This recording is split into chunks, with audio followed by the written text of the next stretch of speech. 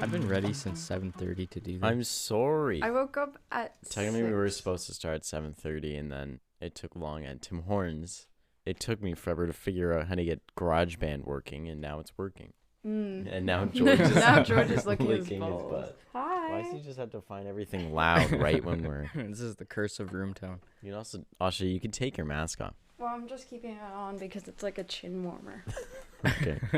Well, welcome to this morning's episode of Mixed Reviews. Bonjour. Bonjour. Today we are joined with our new person, George.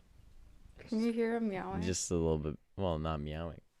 Oh, he goes right back to it, too. Yeah, I was trying to distract him from the thingamajig. Okay, I think I'm just going to put him away. What just happened? This is the morning that is not going to plan. But yes, today we are joined with our new... Like your Asha. personal assistant. I don't know. Not I- yours. PA. a Yeah. PA, a production assistant. The intern.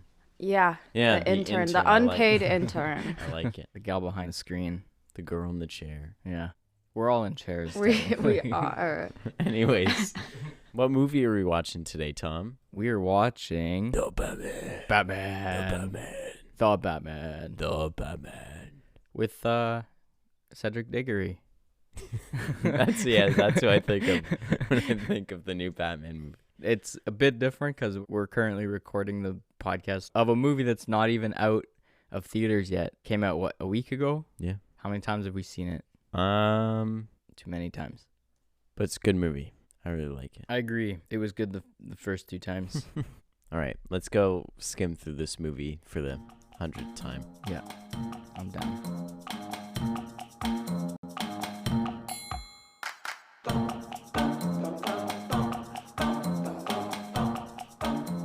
All right, welcome back. That movie is so good, man. You're preaching to that Ave Maria choir here, buddy. Asha, if you could rate this movie out of 10, what would you rate it? 8. Ooh, That's pretty good. I think I'd give it an 8 too. Yeah, I don't know. Maybe an 8, maybe a 9, A 9. maybe. Okay, there, Rotten Tomatoes. Well, you know how this works. I unlike first episode, I didn't have much of a problem coming up with things I didn't love. Shockingly, I like the movie a lot, but I definitely pick up quite a few things this go. So, I'm ready. I'm excited to get into this. Yeah. I think we should probably say, if you haven't seen The Batman, this is Yeah. a spoiler. Spoiler. Spoiler movies. Can we talk about the Riddler? Yeah, of course. That was like one of my favorite parts of the movie. He was so dope. yeah. It was so cool. Super different version of the Riddler compared Yeah. to like the old Jim Carrey. Yeah, that is true. Yeah, what were But, your like, thoughts? Give me your ideas. Well, one thing, compared to the Jim Carrey version, he's a bit more real, I think. A little more like Zodiac killery. And I found that For really sure. interesting. Some of my favorite things about Riddler and just the characters in general is how well the characters were kind of written for the most part. I just feel like the Riddler as a character like looked up to the Batman sort of. yeah, Like he was, Yeah. it was kind of like that, like Syndrome and Mr. Incredible. Like Yeah. when Syndrome was a kid, like he's like wants to be his little side man. little side Like man. he just wants Batman. They're like he thinks they're working together. Like he's like, yeah, we're gonna be safe here. That was pretty cool. And then Batman sees how the Riddler sees it, and then you Yeah. see how bad he is when the guy's like, I'm vengeance. oh And yeah. he Oh, calls him gosh. out, and then The vengeance moments. So it was good. so good. Totally agree with you. Riddler was so good. It was my favorite part of the movie. Anything to do with the Riddler was just intense, on the edge of my Mhm. seat the whole time. The first time when he kills the mayor, Yeah, at the very beginning of the movie. like the way he went, like when he sits down on him and pulls the duct tape out, it was just like this. It was like he's just the amount of like pleasure he gets Yeah. from killing this guy, like in a wicked way, is like actually kind of really cool to see. Yeah, and super creepy. Super creepy. It was like Sets up how like deranged this guy is. throughout the movie, you see like his whole plan unfolding bit by bit as we solve the riddles. Yeah. And that first moment, of the movie of him killing the mayor himself, like in cold blood, the way he does with the carpet tool, because you get that really neat close-up shot of it when it like flies out of his hand across the room. How big of a moment that would have been for him. So those moments His where first kill. he takes that second to like really enjoy it. It was so creepy and it's disgusting to me. I was watching that and it was like super, almost puked because I was freaked out about how strong he must have been to rip that duct tape perfectly the first try. that was something I definitely thought it was like. How many takes was that before they ripped it properly? Oh, our department definitely cut a little snip in it for sure. I like him. One thing, I guess I grew up on the Jim Carrey Riddler, and Zodiac Riddler in one aspect was so good and like a really good change for this universe of Batman. I really wish there was like a little bit of Jim Carrey Riddler still in it. Right. I guess they did. They did have the glasses. They kept the glasses in, same glasses that J-Dog had at the beginning. A little bit in the funeral. He's over like FaceTime with them, and they had fun little game show countdowns going. There's a bit of it there, but like definitely not to the extent. No, for sure. At least an homage. I liked it.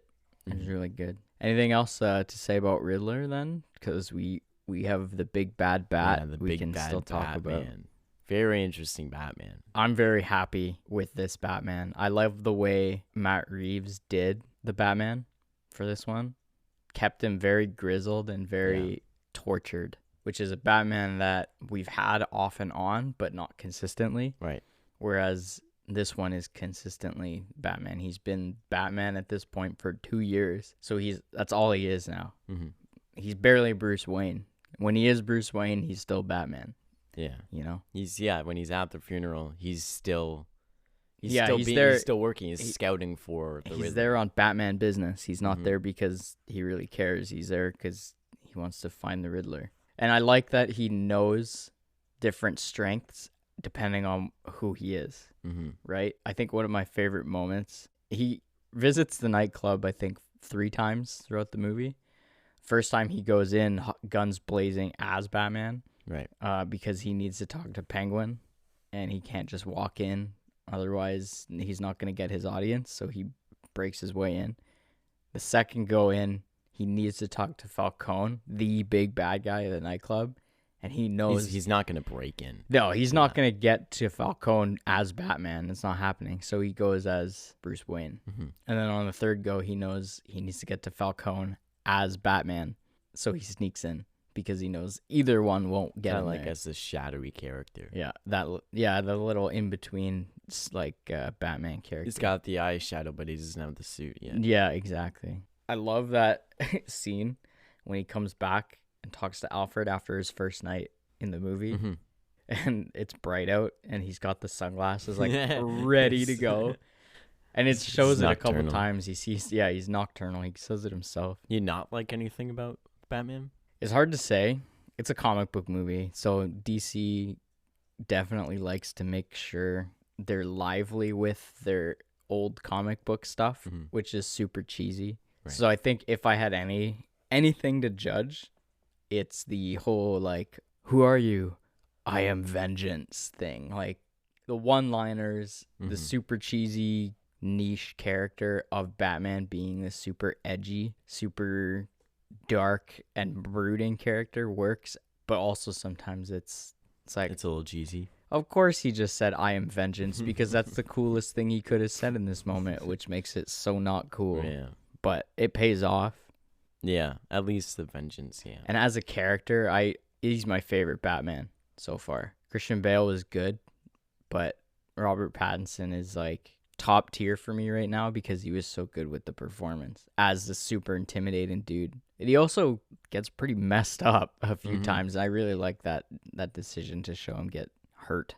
I also really liked Alfred in this movie. Alfred felt very different to me in this movie because he seemed a lot more like Bruce Wayne's assistant than Batman's assistant. Yeah. Like, it's not there like, hey, there's crime going on in here. Like, you got to go here. Like, no, he's He's coming to him about finance stuff for Wayne Enterprises Yeah. and ends up staying to solve Riddle stuff. Yeah. But he cares more about Bruce than what he's doing. For sure. And I think that was very interesting. They really did a great job of making Alfred Bruce Wayne's moral center, because he pretty much out of everybody except for the Riddler, Alfred talks about Bruce Wayne's dad more than anyone, and is always praising him. It's always, your father was a great man.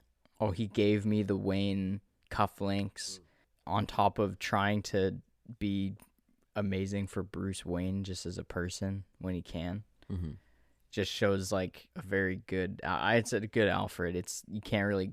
That's what you got to chalk it up to. Andy Serkis is amazing. Oh, One of my favorite actors. One of my problems with Alfred is that he wasn't in the movie enough. yeah. I liked him too much. I wanted to see more of him. And another thing too about him is he exposition dumped a lot of stuff. Yeah. Which was unfortunate because you have. What do you mean by exposition? So exposition, right, is where you tell your story through a lot of dialogue instead of showing things. So you get a lot of dialogue from Alfred about the history of Thomas Wayne when he's in the hospital bed. Instead of show flashbacks, or you would show scenes from the past that he's talking about to establish that information that's being given to our character, versus just telling the character.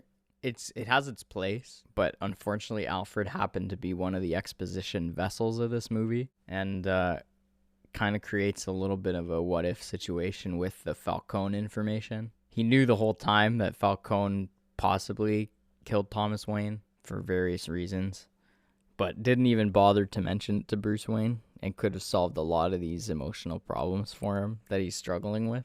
It's a debatable point. That's true. I'm sure he had his reasons if it was. Yeah. Right? Want to talk about Falcone? Falcone, yeah. Falcone. Sure. It's not Falcone, right? No, I know Falcone. Sorry, I love I love the noir, like Brooklyn Yeah. voices Oh, the in this Penguin, movie. man, he's fine. We'll get to Penguin after, but yeah, Falcone. He was a mob guy.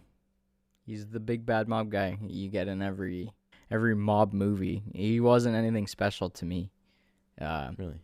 He was good. Performance was really That good. is very true. It's funny. I saw him in something else like the next day, and he was this fun guy, and I laughed so hard. I'm like, I just saw this guy beat the crap out of people, and now I'm seeing him fun. It was kind of confusing as like a story writer point of view to have these two big bad guys the whole way through. Mm-hmm. I guess Falcone was a way that they could tie in their B plot with their A plot, but with everything going on with the Riddler, and then Falcone was introduced as like this huge thing, I was confused. Are we getting Falcone? Is that the win when he died? Right. But oh wait, no, the Riddler's still alive. You know, did I care about Falcone as much as the Riddler? Definitely not. No. I think just because he was such a staple in many films. It's like kind of like you were more scared of the Riddler than Falcone, Definitely. and that like it should have been the other way. I feel. Yeah, that's what the movie kind of wants you to think halfway through, right? Mm-hmm. Because then you get all that information about what Falcone did to the Waynes, Yeah. how Falcone's running the city, but then out of nowhere, he's just gone. But then you're like, oh crap, the Riddler's still there. I feel like if Falcone was a bigger presence and a lot scarier, Like he was more of just this looming guy kind of throughout the movie. yeah, he didn't do anything. It's all about what he used to do. Right. But right now, he's not doing anything aside from reaping the rewards Mm-hmm. and playing pool. Like, Yeah. Strangling his daughter. strangling his daughter, yeah. But yeah, that's my thoughts. He was good. He wasn't the best. Not my favorite part, that's for sure. One of my favorite parts is the penguin, though. Yeah, the other stool pigeon. The penguin. Ah. That was the worst. That was the worst. What are you showing me for? What are you showing? Look at it. Open your eyes. Man, even in the end of that scene under the bridge, when he's all tied up and starts waddling away, Yeah. I laugh every time. It's because quite literally the penguin waddle. Oh, yeah. Insane. What a great makeup team on that. Because Colin Farrell, unrecognizable. Beautiful. Just, Like I hadn't seen lots of stuff for this movie before I went to see it because I didn't want any spoilers. Yeah. I had no idea he was in the movie. Yeah. If I'm being 100% honest. Yeah. So when I saw him, like, oh, that guy is perfect for the role. And then it's like Colin Farrell in the credits. I'm like, what? The makeup was too good. I loved it. Yeah. I have nothing bad to say about the Penguin. Oh, he was perfect. That car chase sequence. Oh, that car. Oh, well, God, I want to get into that Yeah. later. We have some good points from that. Who else do we got here? We have Jim Gordon. James. Usually, Batman has him as the commissioner, but he was just a Forgot about detective that. on this one, Yeah. which They didn't give him power though, and I like that. no, he did. He had credit, right, with the police, but that's all he had. He didn't have power. I liked that because Batman's been doing this for 2 years. Jim Gordon has also been doing it for 2 years with him. So you get a good sense of their trust that they have built up with each other based on how much Batman leans on Jim Gordon for his detective. And I mean, despite not knowing who he is and joking about that, Yeah, Jim trusts Batman For sure. very much. for sure. Very much. I'm sorry, that was Very, very much. But the thing I have a problem with is he's a very flat character, I find, in comparison to everything else going on. right. And I felt he just started to turn into Batman's backstage pass to the evidence, Right. you know? He was his way onto His way to- onto set, onto the crime scene. Yeah. And it's like he didn't really do much. He was just there as Batman was solving these crimes. But yeah, I mean, Batman did most of the Yeah. idea. When Gordon was the detective, technically. Overall, I'm a fan of him. One of the cops I did like though was Martinez. I mean, I already said that. Yeah. But Everyone, I think, loved Martinez. he's so good, and especially when he's like he hates Batman. He's Yeah. like, what a weirdo. Yeah. And then when he sees Bruce Wayne, it's such the opposite. Oh my God, it's Bruce Wayne. Hey, Bruce Wayne! With a big old I smile on laughed. his face. It was funny when we went to see it together in the theater. Yeah. It was so funny how I laughed, and I don't think anyone else in the theater laughed, but I just thought it was so funny. I love that he's the keep watch guy. Mhm. Consistently. He's the keep watch cop in every scene Batman breaks in. Yeah, right? He's just Martinez is there. He's the keep watch guy when he's at the morgue. Yeah. He's keeping watch for Jim Gordon and Batman. It's so good. You kind of see him start to like Batman, and by the end, Yeah. he's still they're just chilling at Yeah. the last scene. I really like how Martinez gave that bit of information from a story Yeah. writing standpoint. It could have been anyone being like, oh, it looks like a carpet tool. They could have said it in the scene before when they're all everyone's in there. Yeah, but no one caught it. That could have been anyone that just knows what it is. But it was nice that a character we've seen consistently through the movie had that carry for the plot in a very realistic way. It wasn't like out of nowhere, no reasoning. He's like, oh yeah, I know that because my uncle or something. Is Martinez an actual character in the comics and stuff? Oh, I'm not actually sure. Yes, he is in the His name comics, is Martinez? apparently. It says Alvaro Martinez. Well, there you Yeah. I'm gonna look at more sources. That's Is he the keep watch cop in the comics? go. I don't know if they'll say that. Probably not. That's funny though. Another, since we have the comics here, Falcone and Catwoman in this movie are father and daughter, which isn't a comic thing. Yeah, I remember you bringing that up. Falcone has a daughter, Sophia, but it isn't. Isn't that her name in the movie? No. Catwoman's name? No, it's Selena Kyle. Oh, yeah, you're right. Selena I just saw Kyle. the S. You're right. Pretty What did you think of her? Oh, buddy. No, No. I'm gonna agree with you a little bit. Yeah, I think I might. I just think it could have been better. Oh, 100%. Her character could have been better. Yeah. So as a character, right, Catwoman has always been that sneaky thief character, kind of selfish. You see the character type in everything, right?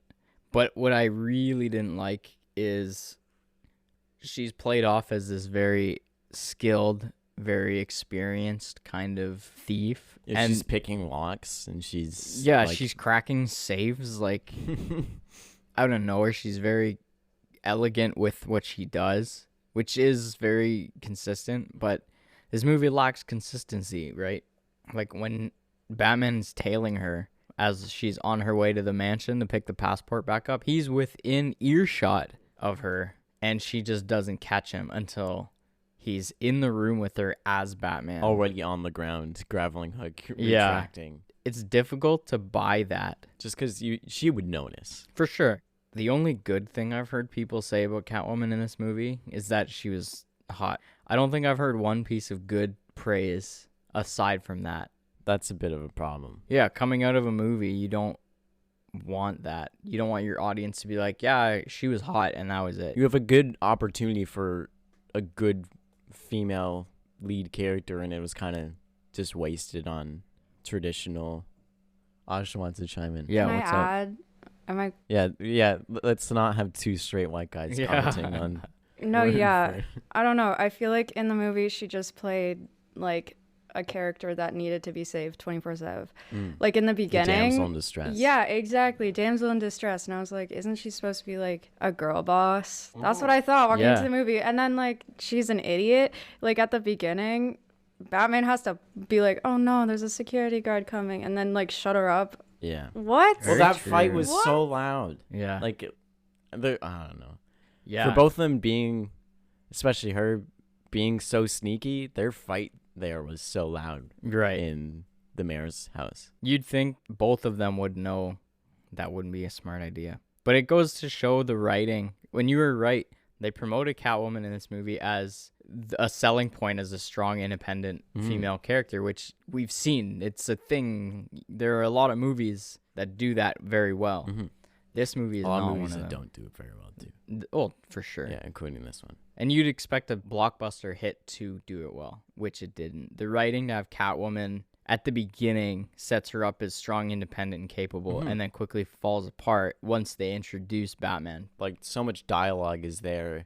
Like, when he says, take care, and she's like, I can. But then there's She times can't. she can't. No. And that's annoying. And then, I don't know about you, I hate the fact that they introduced any kind of romance to these two characters. Because friendships exist, partnerships exist without romance. I'd rather see that in Yeah. a movie than. There's a way to do it, but in this one, I think it was super cliche, in poor taste. And that relationship did not feel real. No, she was super sexualized the whole way. He was too. Yeah. I mean, he was creepily, like, very Yeah. creepily watching her. Did you see the That was thing? so You see the thing unnecessary. what Danny DeVito tweeted recently? It was about a different movie, but it was kind of hilarious if you compare it to this situation.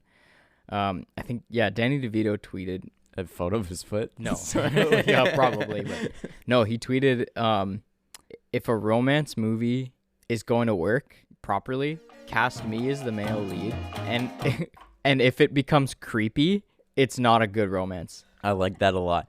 That is awesome. So think about Danny DeVito as Really? Batman and Catwoman. This would have been. This would have been disgusting. But no, I hate to say it because I wanted it to be good, but I couldn't. Like, she had no motivation. Her plot was very boring. It was really all she was there for was, I think, to get Batman to Falcone. Yeah. I think a little bit. Yeah.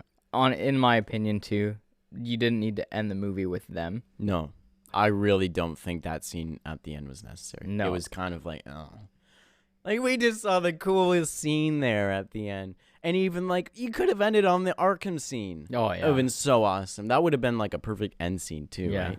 The Joker scene. But I really did not enjoy that ending. You got an amazing finish with the Batman character Mhm. making his change. But then out of nowhere, the scenes to close the movie out is with a character not many people loved and a very, very long motorcycle sequence for no reason. It's like, oh yeah, one motorcycle shot's very pretty, but then there's another, And then there's another. and then another, And and yes, then they're pretty, but and then another motorcycle shot where they stop and then they go again, and then it's. I get what they were trying to do, but I don't think it worked at all for me. Asha, what do you think about the ending? Were you satisfied with it being? No. No. I think I was expecting "See You Again" by Wiz Khalifa to start playing this in different directions. It was really stupid, and I didn't think the romance contributed to the plot like whatsoever. I think Tim Burton did a better job at that than. Yeah. Was that Anne Hathaway? Was that one? Halle in- Berry. Oh no, it was Anne Hathaway, wasn't Yeah, it? in Tim Burton's. That's one I haven't seen. I've seen a lot of, but I haven't actually seen that one. Also, man, all the riddles that brought Batman through the whole movie. They were easy. Those riddles, like the riddles weren't easy. Batman getting them, I think, was way too easy. Batman is so smart, apparently. I'm gonna he's- emphasize the word apparently. What does a liar do when he's dead? He lies still. Batman gets it in like 2 seconds, right? You lie still. He definitely got it before he said it. You know, he's doing Yeah, that he's for just the right waiting for moment. his moment. But then with the cipher, it's like, oh, What if we just delete all these letters? instead of solving the cipher, let's just do this thing. And then he instantly just knows he has to go to the card. Like, there's no time to think and stew in this movie. And although no one wants to watch people thinking in a movie, it's struggles on struggles to buy the fact that they're getting it that easily and they're just doing things that easily. If this was real, he'd be standing in the grocery store checkout line and be like, thumb drive! Yeah. Oh my gosh! No, How did for I miss sure. it? Right, you know? But then the next one just bothered me because they were put on the clue of El Rata Alada. And it's Which stated Alfred solved. so early. He goes, oh, this guy's Spanish isn't very good. Which Yeah. it's like, oh, yeah. Yeah, Batman knew that. But then he still decided to chase down Penguin. And then Penguin's the one who tells him it's La Rata Alada. And then, boom, URL. He has it in 5 minutes. Oh, it's a website. While he's still standing there with the Penguin, it bothered me. No one would just think URL. Rata Alada. No one would. Not even Batman. I think that would take a couple of days for him to figure out it's a URL link.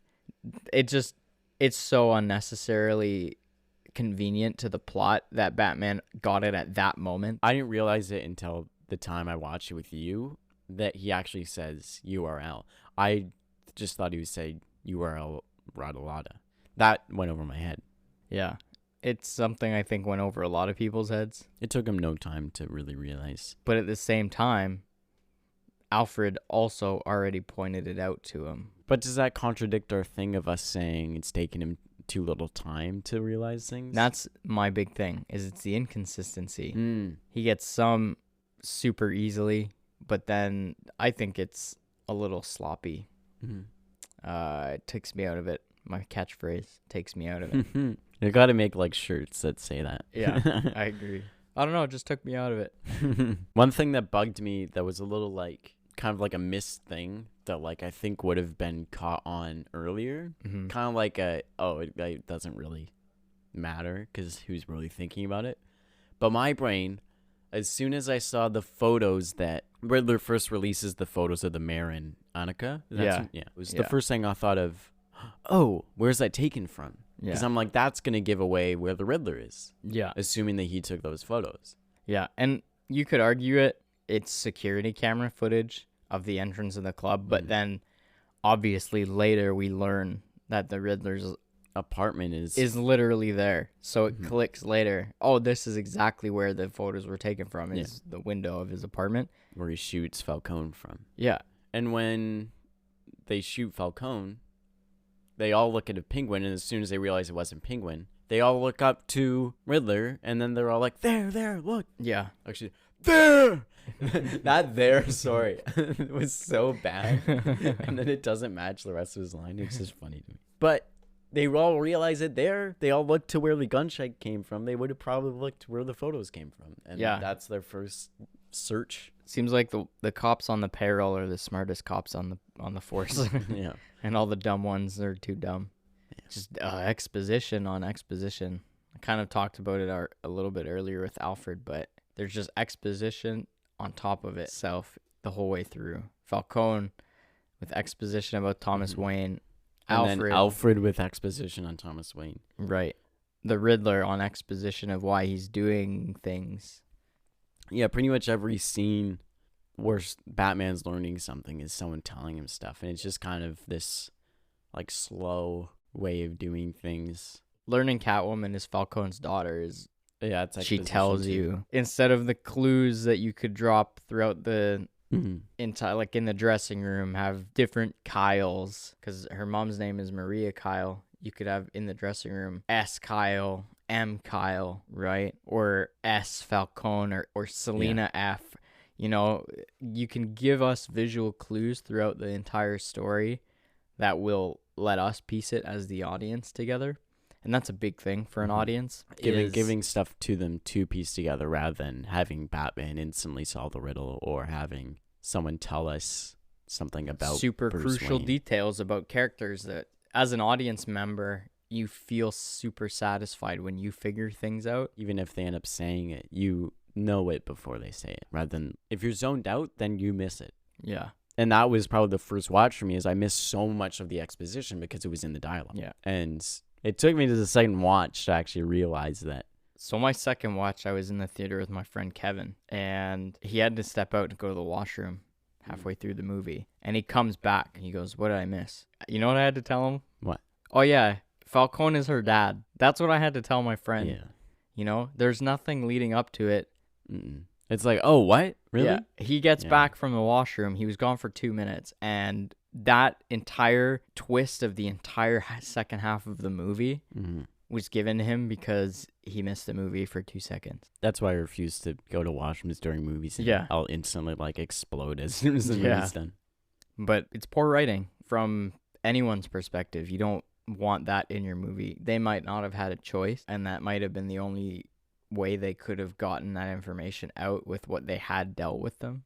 But that's pretty much the only thing I would have changed with the entire movie that would make the payoff much more satisfying with "He's my father." You know, you don't need to change the whole movie, but maybe one or two tiny little things, like a check on her bed. Like, you know how Batman's in her apartment and sees the rent is overdue? Yeah, maybe a check from Falcone. A check from an anonymous person. Yeah. For what the money is Not owed. alimony. What is it? Child support. Kinda. But they decided to play that he has no idea that she's his kid. Even though I guess supposedly he did in the end.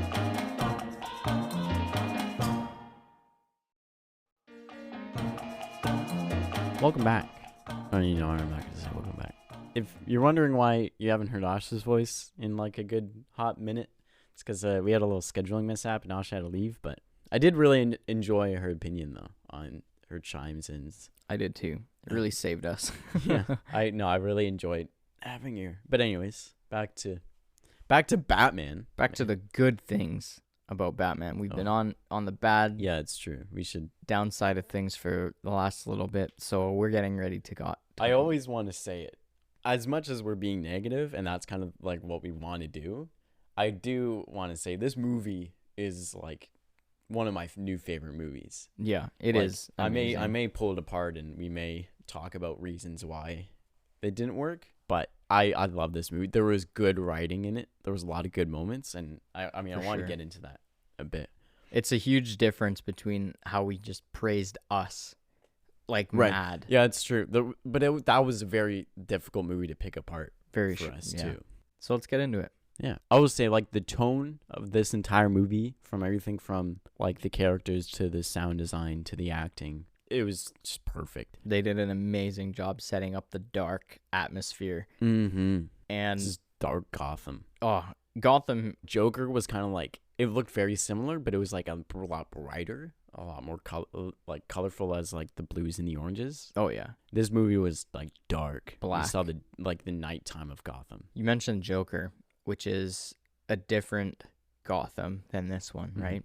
It looks very similar though, It especially does. the train. But what I like about this tone is Batman, normally in the original Batman comics, was almost like a horror. The environment and the tone, because this is what we're talking about, was very dark, very menacing, very brooding, not serious, nothing. Seriousness did no not dance exist. sequence going down the stairs or anything. No jokes were cracked. It was all very serious. And I like that this movie opened with that monologue about fear and showed fear in the criminals of Gotham's eyes with the shadows. That so much. Even the guy with the mask, there was very good physical emotion there. Yeah, the drop head. The drop head. Yeah. That set the tone for the movie, and it kept it the whole way through, and that is phenomenal. Sometimes you lose tone midway through, albeit there were moments where that tone kind of faded, but it was held there through everything. The music, the sound effects. Oh God, the sound effects. We'll get there. Whether it was an action sequence or like a sad scene though, like it was still like a thriller. There was still times my heart was beating in my chest. Yeah. I like that you said action, because I don't know if you caught this. Action sequences in most blockbuster movies are cut very heavily. Very heavily. Basically one cut per punch. Yeah. This film held action sequences for Mhm. long takes, and it works so beautifully. Yeah. It is a slower pace to it, but it like in a thriller you cut less because you drawn stuff, and it builds a suspense the more you stare at something. We talked about that in the Us episode. Yeah. They did that here, which allowed the thriller to stick with it For sure. despite it being an action scene. And it, as an action sequence, the punches hit harder Mhm. because they have to, because The gunshots, even too, in the shootout right before the car chase, right. hit very hard. I love that the moments in the action need to hit hard because Mhm. you have no assistance for editing. Right. Editors like to use a cut to force the audience to feel a certain way, and they kind of handicap themselves by holding longer takes for action sequences. Right. But the way they perform that action makes you feel it a lot more Mhm. seriously than you would otherwise. And it's a masterclass, I think. Yeah.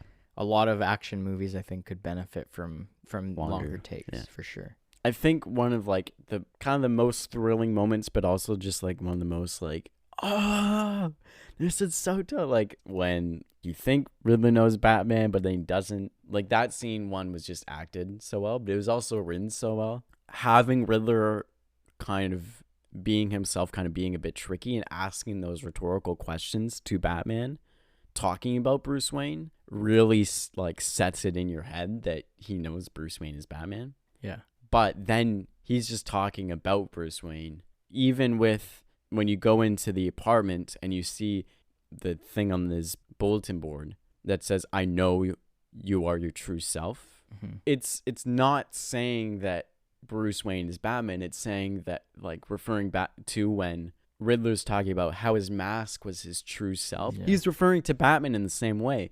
But the way he says it makes you think, oh, he knows Bruce Wayne. He knows the truth unmasked. Like, they set it up so well. Yeah. That literally the first time I watched it, I didn't pick up that he didn't know that Bruce Wayne was Batman. And I was just kind of confused for a second. Yeah. Until afterwards, me and my friends started talking about it. I'm like, oh my gosh, he didn't know. You, my friend, just described a red herring. Yeah. Red herrings are so cool because a red herring doesn't exist, right? That's the whole reason thrillers and mysteries have this concept of a red herring. It's to mislead your audience from one expectation to then destroy that expectation with an even more interesting outcome. Mm-hmm. There were so many clues through the movie that prove that the Riddler didn't know, Mm-hmm. that you would miss until the reveal. Why would he kill Bruce Wayne if he wants Batman sticking around? Exactly. Stuff like that. The red herring of the for Batman, because he leaves the for Batman notes Mhm. at every crime scene. The one he leaves for Bruce Wayne when he gives him the bomb is a "See you in hell" card. It's not for Bruce Wayne to see. No. It's for the Batman to see, but you don't think about it because you know they're the same person. So the whole movie sets you up to expect that the Riddler knows, to then subvert that expectation by showing he didn't. So well. It's a twist that I didn't catch, and it really paid off. Like, I was on the edge of my seat man. that whole movie. It was Good awesome. writing. Another thing I love about the writing is the character consistency with Batman's planning Mm-hmm. throughout the movie. Because last episode we talked about act structure. Right. And in this, it's kind of interesting how they played with it, because the club is kind of like this central hub for the whole movie. And Batman, once an act, goes back to the club. Yeah. Depending on why he's going to the club, he uses different methods to infiltrate. Right. You're right. We talked about this. What I love about it is his first go around is to go to the Penguin and Mhm. talk to the Penguin as Batman. He needs to get there as Batman, because the Penguin would not entertain Bruce Wayne with questions about the mayor. Mm-hmm. He has to fight his way halfway through the club, getting shot at, fighting these goons, until the Penguin puts a stop to it and he has his little meeting. Hey, Amaz. I'm Oz. Yeah, so good. On the second go around, he needs to talk to Carmine Falcone. He needs information about the Wayne family, so he knows as Batman he's not getting anywhere because the goons are just going to be all over him. So he goes in as a Wayne family friend because of Falcone and Thomas Wayne were friends. And we already see that first interaction where he's friendly with him. Yeah, and then the final act where the final act, he needs to talk to Carmine Falcone as Batman. Mm-hmm. So he needs to get deep within the club, the 44 Below nightclub, the club within the club, as Batman. Yeah. So from previous experience, he already knows he can't go in the door as Batman, and he can't go in as Bruce Wayne because this is the takedown. If he goes in as Bruce Wayne and comes out as Batman, it's obvious. Like, yeah. So that half between character where he's traveling the city, not being seen as Bruce Wayne, but not being the Batman, he uses that. Shadow. Yeah, he uses that to get in the nightclub and becomes Batman within the club. He infiltrates, and I just think that's phenomenal way to carry a character through the same setting, right? For multiple different motivations. It's really good writing. It was really well done, I found, and it moves the plot very well. It gives you the plot answers you need. It gives you overall character development that it shows that Bruce Wayne thinks before he acts, and that's not easy to show, but I think this did a very, very good job. I really hadn't thought about the 3-act structure as we were talking about this one. It's not something I was thinking of watching this movie, but definitely the first act, he's Batman. He's big, strong force, and then a little more soft, especially with Catwoman around, with Alfred getting hurt, is kind of more act 2 into act 3. But once he starts noticing how useful Bruce Wayne can be, that, like, especially going to the funeral and stuff, that's when sort of we go into act 2 where he's a bit more Bruce Wayne and a little less Batman. And then once you get in the third act, it's like this fragile mix as he's kind of like learning the fragility between the two, how they could be useful, how they cannot be useful. And then especially when he starts questioning himself in the end as Batman, who is Batman, that's especially when it flips. And it's good character growth because at the beginning of the movie, Alfred points out that he has a legacy to carry on as a Wayne. And there's a line, something along the lines of, this is my family's legacy as Batman. He's referring to being Batman. So it's really nice that you said the fragility between being Bruce Wayne and Batman and how he can use both to make a change, because the whole theme of the movie is making a change. He learns that Bruce Wayne has more power to make the change that he wants to make, and starts to utilize that within the story. And it's, like I said, it's phenomenal writing. And a good hint towards it, which I guess kind of something you overlook, is that he doesn't want to be a part of the Bruce Wayne stuff when the accounting people come. But then when it benefits to the stuff, he's able to see when Bruce Wayne is more. Yeah, and it's really good. The cuffling scene definitely sets up the sensitivity of his legacy too. I couldn't have said it any better myself. Like I mentioned, the theme of change. It's super important to him to make a change, but he learns that the change he's making versus the change he wants to make is not the same. And that is the switching point that happens is when the crony for the Riddler uses his line of "I am vengeance" against him after he pummels him. That to me is the switch in Batman that turns him from being the vengeance driven, the violent, to a hero, right? It's a small change in the dialogue, but you see it with his actions afterwards, and he becomes the savior of everyone he becomes the savior of everybody in the stadium. And you kind of see him starting to get, like, especially in that last act, he's starting to get a bit more frustrated, but more like controlling. So when they solve the case, sees the Riddler, like, shows him that his plan's not over. He gets all mad and starts banging. What did you do? What? And that's the start of kind of like his fall, really. He's frustrated with everything with Alfred. Like, all this stuff's piling on. And then finally it's ejecting the serum, beating the crap out of the eye.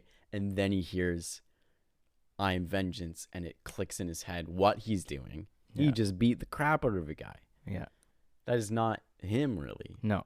With the other Batmans, the Ben Affleck Batmans, he was very kill happy, which is a very big thing for Batman morally, is he doesn't kill people. Mm-hmm.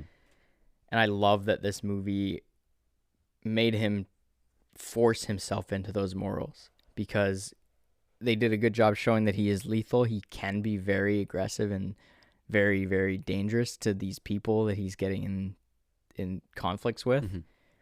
But the fact that he clings so desperately onto the fact that he's not that person is an amazing character moment for this Robert Pattinson Batman. Mm-hmm. And I can definitely see it becoming a tool for character writing Mm-hmm.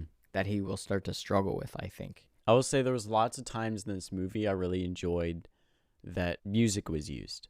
There was a lot of like good music cues. I just really enjoyed that. I thought that was really cool. Yeah, this movie uses an awesome technique that you see everywhere called a leitmotif, which is a consistency of music that is tied almost one-to-one with a character or a theme.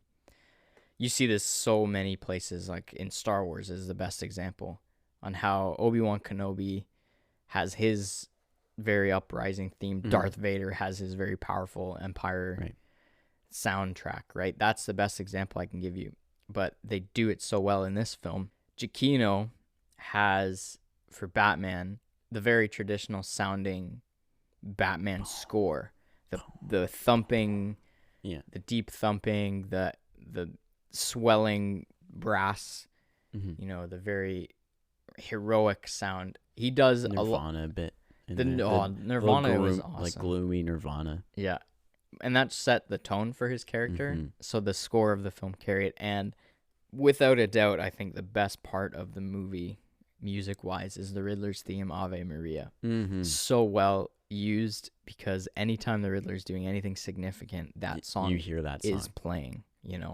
An amazing example is diegetic sound in the church for the memorial. What do you mean by diegetic sound? So diegetic sound is pretty cool. It's when a film uses in-world atmospheric music as if it was actually happening and the characters in the movie can hear it. So like someone playing something on the radio. Yeah. And then you hear that song. Yeah, exactly. So the way they use it diegetically in this scene is the choir in the church is singing Ave Maria. In the funeral? Yeah, for the memorial. And we see non-diegetic, which is quite obviously the opposite of it, which is just music that's happening for the audience to hear, and it's not actually happening, which it opens with Ave Maria when the Riddler is looking through the window at the mayor's house. Yeah. That's non-diegetic. It's just the soundtrack of the film in the moment, but they use the same song for the Riddler in many different ways, and the way they use it is artful and very well made. Right. Ave Maria is playing over the speakers in the orphanage. Mm-hmm. Right. You know something's going to happen because you hear his song, but it might not necessarily clue in. Like, I didn't notice it the first time I watched it, but it definitely adds that little bit of suspense because it's something you recognize and associate maybe unconsciously with the Riddler. Definitely. And if it's done well, you don't think about it. It just is a feeling that is given to you, right? Again, I'll just draw it back to Darth Vader.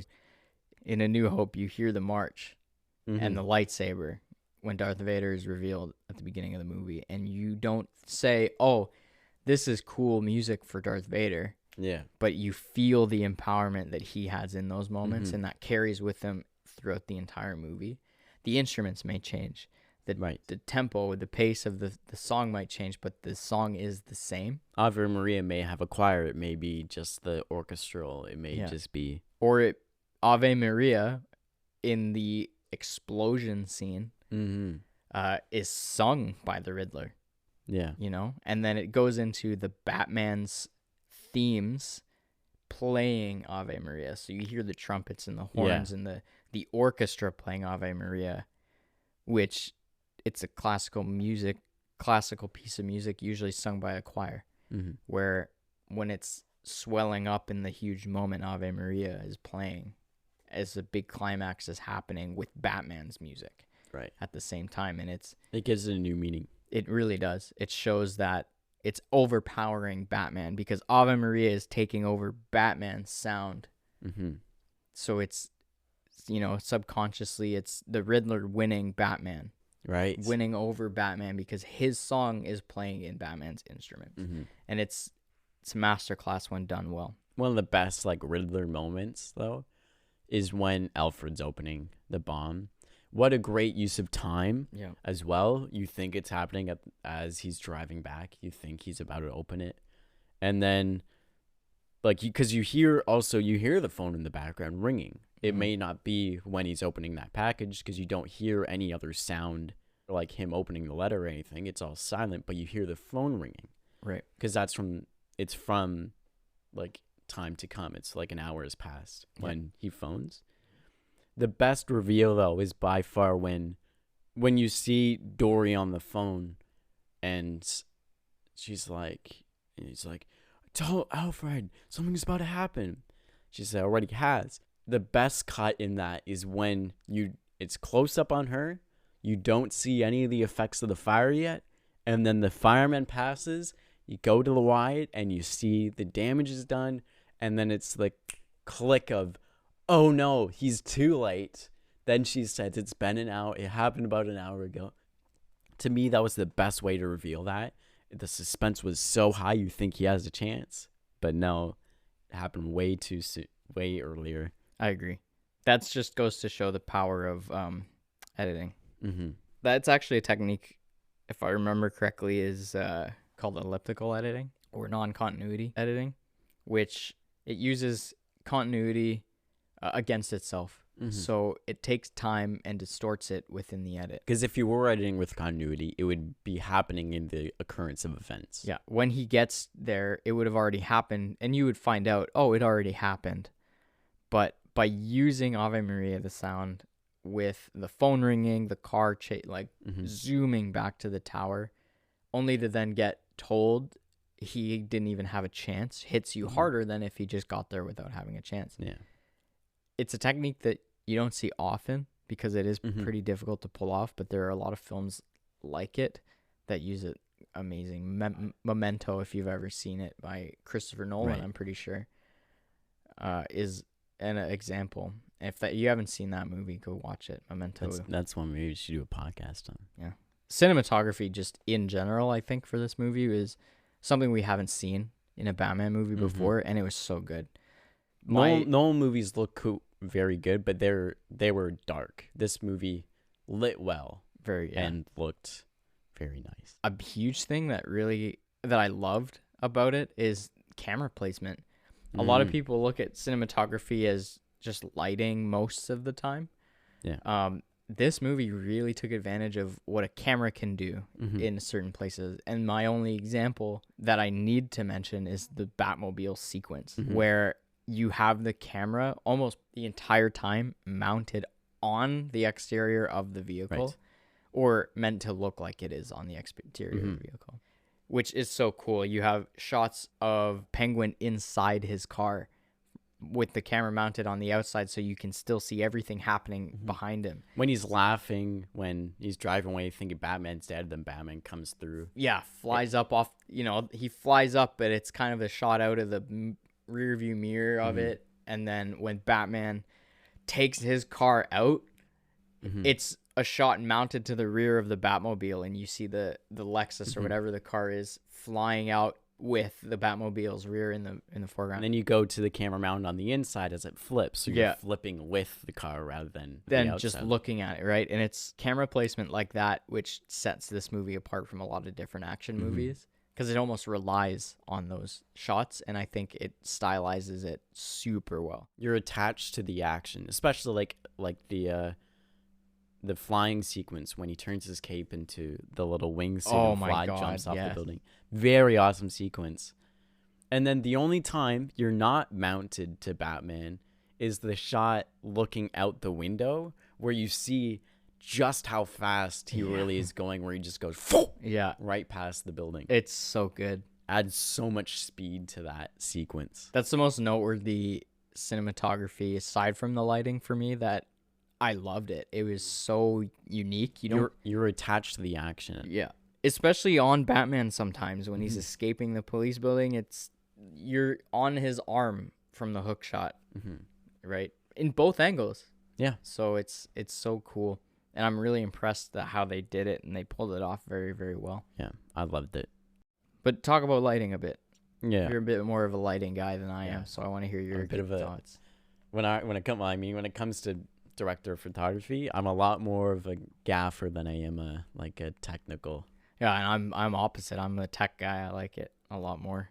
Which is funny because I love tech stuff and it's interesting to me. But I think one of the things I liked a lot was a lot of times with like gun stuff, the muzzle flashes are fake. Like if you see the new Matrix movie, you don't see the light actually reflecting back when they shoot the gun. It's just like all VFX. So like the muzzle flash will go off, you'll see the flames, but you won't see it on a reflection of the skin. It won't light the people up. This used it very well, especially both in the gun shootout scene and when Batman's going to Falcone and it's completely black. That's one of my favorite shots in the movie. You're talking about the shot that's lit exclusively with muzzle flashes. Yeah. Oh, when it hits his armor, it sparks, and it's a different kind of light than the actual muzzle flash. Instead of like the more orange, you get a little bit whiter of a light when he's walking towards the guy getting shot up. I mean, what can you say? You've seen it. You know how good it is. We don't need to sit here and tell you about it is, but you know it. Oh man, I love it. Oh, I'm gonna geek out. Yeah, we're geeking out a bit. But another thing when it comes to camera placement is when Riddler is sitting in the cafe right before he lets them catch him, which I thought that was really interesting. He lets them catch him because it's part of his plan. All part of the plan. And the shot from the exterior looking into the cafe is almost identical to the painting Nighthawks. It's the painting of the man sitting at the cafe through the window. They if you put them side by side, it's a tad different, but I just loved like the little homage to it. It looks really cool. I don't know if you necessarily caught that when we watched. No, I had no idea. Genuinely, until you showed me the painting and I saw it for myself, it was true. Now, was that a deliberate homage? I like to think so. I can't imagine a shot like that.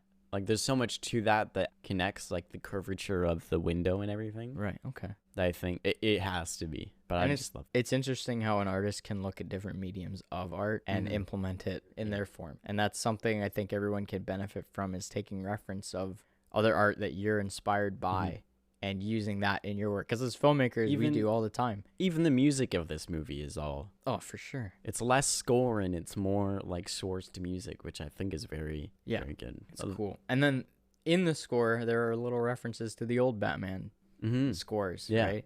Michael Giacchino, during the Batmobile sequence, used a tiny little sequence of the Nolan Batman or the Clooney Batman here and there. And you recognize it, and it gives you a little moment of joy. It works the same as reusing the same song in the movie. It gives you that hint of recognition. And as filmmakers, it's insane how much we reference things we like in our movies, right?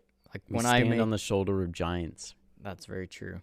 We stand on the shoulders of giants and hope that we're one day going to be the giants that other people are stood on our shoulders. Which I understand lots of people kind of look at that and be like, well, they're just copying this movie. Like, that's just a ripoff of this movie. But there's lots of times, yes, that's the case. I mean, I watched, this movie, The Hustle. It's just like, it's Dirty Rotten Scoundrels, which is like a Steve Martin movie. It's just like the female version of it. Okay. There's times like that where it's just kind of like blatantly obvious. But there's lots of times where like you can pay homage, you can use something and change it for the better. Yeah. Where it's used so well. Probably every movie you've ever seen pays homage to something. And a keen-eyed viewer would notice that. You know, definitely if you've seen what they're referencing before. How many times as a viewer have you caught something in a movie and been like, oh, no way? Like the Wilhelm scream. Yeah. You know? The typical scream that you've heard in every movie almost. Yeah. It started out as just a sound bit for an old Western movie and then turned into probably one of the first memes to ever exist in the world. And now every movie from Brokeback Mountain to Blade Runner at this point, probably Star Wars so made it famous, you know, has used that in one clip or another. And when you catch it, you're like, what a funny thing.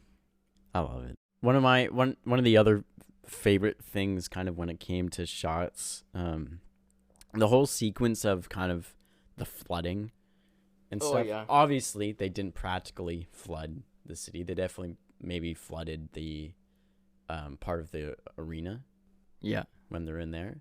But when it comes to the actual shots where you cut back and forth between the carving of the Gotham in the floor to the actual shots of the city flooding, this is my guess of how they did it. There's a thing in film that's used, well, it's used in the Christopher Nolan Batmans with the Batmobile, but also used like in things like Lord of the Rings a lot, in Star Wars, is the actual use of miniatures. So it's like a smaller version of the actual thing. So when you scale something down, you just make a smaller version of it, usually to an actual ratio. There's a lot of math involved. Yeah, for sure. So with those shots, what they probably did is built a small set, ran water through it, and then added like things like glass breaking, add people running around, all that in VFX to really sell it. If that's how they did it so incredibly well that it looks so real. For sure. You feel it as the city's flooding, and it's just... And pair that with the match cutting of the art with the overhead carving of the city that the cutting Riddler from did. one thing to something almost identical. Yeah, and it was nearly a perfect match in shape. Right, it was phenomenal. So good. I love that. Just the art of this movie, like how amazing the Riddler's apartment looked. Yeah, we could go for hours about the art, but I think we could sum it up a few little pieces here. The art of the whole movie was phenomenal. Mm-hmm. I think it was one of its strongest pieces was the art work into this movie. Right. The Riddler's apartment is the obvious one. It was definitely like the biggest haul of everything, is making that apartment look as cool as it did, as Pepe Sylvia as it could. Yeah. Which I love that so much. It looks so amazing. The You go amount in of there. Coming from working in the art department on a couple of movies, it's not easy to do that. A big rule is if it looks good to you in the room, you need to add double of what's in it for it to look good on camera. And that whole entire apartment was cluttered. And that's what is like, and that adds so much character to him, even though it's not necessarily something related to the acting or the directing. No, definitely. Being able to make that space come alive with just what it looks like is a true talent. Mm-hmm. And they do that with the Batcave, with Wayne Manor. Even the club is so well designed. Penguin's little office in the club is so neat. Overlooking everything. Of course. So cool. You know, and the even little Falcone's is like even double as cool as... Yeah, you've got the whole bridge in the background. It's all like extravagant, big mob boss type style. But that's like penthouse apartment too. Yeah, but that's all art. That's all important. It's stuff they think about. It's not just something that they're like, oh, this is cool. I'm sure that the decisions that went into the art were probably one of the most important things they decided on. And a really important thing about the look is that this film is, as a genre, is neo-noir. Okay. Well, tell me a bit about that. So neo-noir is basically a noir film. At first is like, you know, those old detective movies, black and white. Oh, yeah. Where it's very, very harsh lighting. So like definitely one side is like very lit, one side isn't. Like just a lot of cigarette smoke, so everything's fogged. Like just those old black and white detective movies. Those are noir movies. So a neo-noir is kind of a new, colorful, like think of like Blade Runner 2049 colors. That's basically what a neo-noir is they're taking those old black and white harsh detective movies but adding color to it. It wasn't necessarily as much, well, there was a lot of like colorful moments to it, but this movie very much stuck to black and red. Yeah. And they did it very well, and they stuck to those colors very well. There's a lot of like maybe blues or oranges, typical other colors, but for the most part, so well. Very one-to-one lighting, right? Mm-hmm. Which is almost an equal light to shadow ratio of lighting. Mm-hmm. So the brightest part of the face is the same as the darkest part of the face. In complete contrast, yeah. Yeah. Which is very typical of noir films. Mhm. And neo-noir, including color into it, gives you a lot of good opportunity. Like you said, with Black and Red, the first thing that comes to my mind is when he's leading the people in the stadium out from under all the debris with the flare, and it's the bright red flare. Beautiful. It's not necessarily everything's lit. Like if you're standing outside, you're lit by that like kind of white daylight, and there all the whites are turned to red basically, and all the blacks are still, all the shadows still black. But it's just so it looks so beautiful. Those shots with that flare are just wonderful. If this is a neo-noir, I like neo-noir. And also carries the trait. I mean, this isn't necessarily art, but it definitely carries the trait of the typical noir story, like the detective story, where it's a lot more of like the detective trying to solve the case, where the woman comes in and there's all the mob bad guys. It has that feel, which most Batmans don't normally have. But this Batman is a detective, basically, at heart. And I actually really enjoyed that. It was a really good take on the Batman. Yeah, it grounded the Batman back into a bit more of a realism, albeit very distorted realism. Yeah, but, of course. But realism to a viewer. Honestly, with that, sums it up, I think, with Batman. Do you have anything else to add on it, or?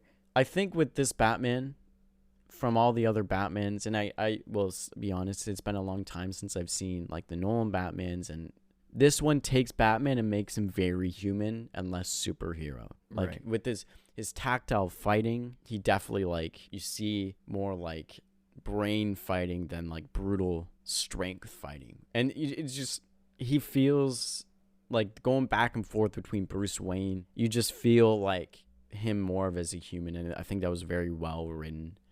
And adding him as like more of a detective really helped with that. And I think that was probably my favorite part of the movie, was really feeling a Bruce Wayne Batman that they weren't solar opposites. They had the same motivation, and I was able to connect with him a lot more, I think. That's good. I like that. But yeah. If I had to say one thing about the Batman, is I like that it's an experienced Batman. I'm glad we didn't get the origin story of Batman. I also very much appreciate it. It did a great job taking Batman as a character and developing him as a character within his own world, rather than everyone knowing Batman and this is Batman. They really showed what it does to him. They really showed that, you know, morally gray lines can appear depending on how long you've been doing something and what you truly believe. And I think they did a great job showing his development back into moral standing that probably Batman, when he started, would have preferred. Yeah. Right? He's been doing this 2 years, and now he's getting back to being a hero rather than a tool of revenge. Yeah. Which I think was a good choice for the story. I think definitely one thing you see, because like they don't give, like they expect you to know the backstory of Batman, especially with the connection he has with the mayor's son. When you know the backstory of Batman, as he looks at that kid, it's so powerful. His little guardian angel he takes for that kid, where we don't have to be like, oh yeah, Batman was an orphan, so he understands what he's going through. You used visual cue to tell that connection, and he never says, oh, I'm gonna watch over this kid. You just see him do it, and I really like that. I agree. This movie was filled with a lot of really good moments. This movie was filled with a lot of beauty, a lot of love, a lot of hate. This movie was filled with a lot of moments that I didn't prefer. But overall, it's an experience, something that I think 90% of viewers would enjoy, even if you're not huge into superheroes. It's worth watching. The storytelling is good. The art is phenomenal. Cinematography is a spectacle. Yeah. The Batman is probably one of the best Batmans to exist right now. People might not agree with us, but that's my little 2 cents on it. Coming from someone who's watched all of the Batman movies, I'm very impressed. and I hope to see more. Yeah, they're definitely teasing more, Oh, I hope and so. I really hope it's genuine with that tease of the Joker. I'm Let's- excited. Let's see how this Joker turns out. Mm-hmm. But anyway, guys, that's just my mixed reviews. Yeah. Mine too. And we're glad you were along with us for this this movie. Yeah, we'll see you next time for whatever movie we decide to watch next week. Oh yeah, it'll be good. Okay. All right. Bye.